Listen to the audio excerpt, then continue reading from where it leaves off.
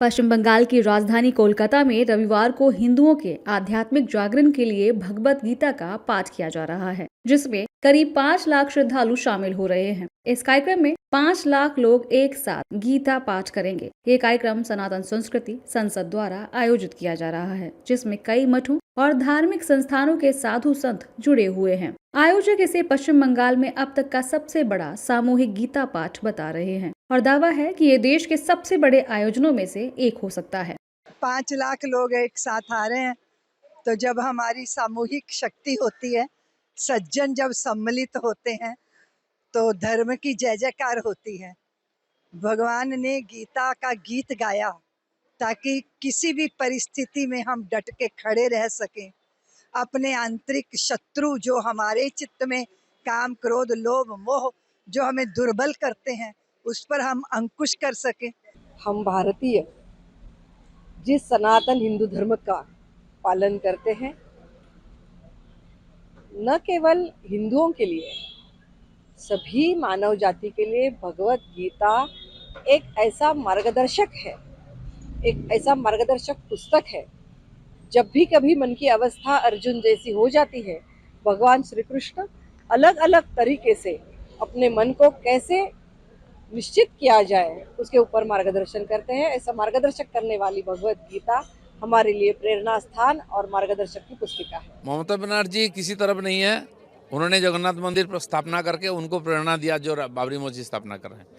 और इस देश में 5000 साल पहले भगवान ने गीता का अध्याय बताया, गीता का प्रवचन किया है और तब से गीता का अध्ययन यहाँ हो रही है। हाँ, बंगाल में आज हिंदू समाज अपने को खतरे में पा रही है, इसीलिए पिछले 3 साल से सामूहिक गीता का पठन हो रही है। 1 लाख था, अभी 5 लाख का टारगेट है, तो बड़े उत्साह के साथ लाखों लोग आ रहे हैं। तो मुझे लगता है कि हिंदुत्व का और जागरण होगा, धर्म का, तो सबका कल्याण होगा।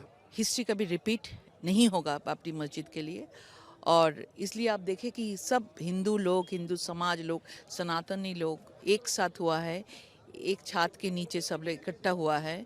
और 2026 के पहले आप ये देखना, और नतीजे भी ऐसा जो भी होगा, ममता बनर्जी इस टाइम में जो भी अभी उसका कॉन्स्पिरेसी जो भी चल रहा है, हुमायूं कबीर को आईवश जो शोकस करके वो पूरा मुसलमान वोट को बाबरी मस्जिद के लिए उत्साहित करके जो वोट लेने का कोशिश कर रहा है, ये कभी ठीक नहीं होगा। देखिए, आज 7 दिसंबर मोर देन 5 लाख जो सनातनी हिंदू जो है, ये ब्रिगेड परेड ग्राउंड जहाँ पे गीता पाठ करने के लिए आ रहे हैं।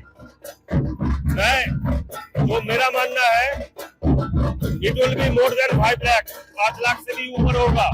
ये सनातन जो ध्वजा जो है, हिंदू का जो ध्वजा है, वो ऊपर लहराएगा। और ये जो सनातन हिंदू जो है टोटल भारतवर्ष में, ये हमारा ये जो धरती है, ये जगह जो है, ये हिंदुस्तान है, ये सनातन हिंदू का है और वो रहेगा। गीता पाठ के दौरान कार्यक्रम के आयोजकों का मानना है कि इसका उद्देश्य बंगाल की आध्यात्मिक परंपरा को सामने लाना और समाज में सौहार्द का संदेश देना है। हालांकि टीएमसी सांसद कल्याण बनर्जी ने गीता पाठ को लेकर भी आपत्ति जताई है। उन्होंने कहा कि अगर धर्म राजनीति का आधार बन जाता है तो यह भारत के लिए सबसे बुरा समय है। Actually, I do not give much cognizance of this types of incident. Repeatedly they do it, but it has no result. Earlier was achieved, and future this will not be done. If religion only is the best of the politics, then the very unfortunate days in India has come.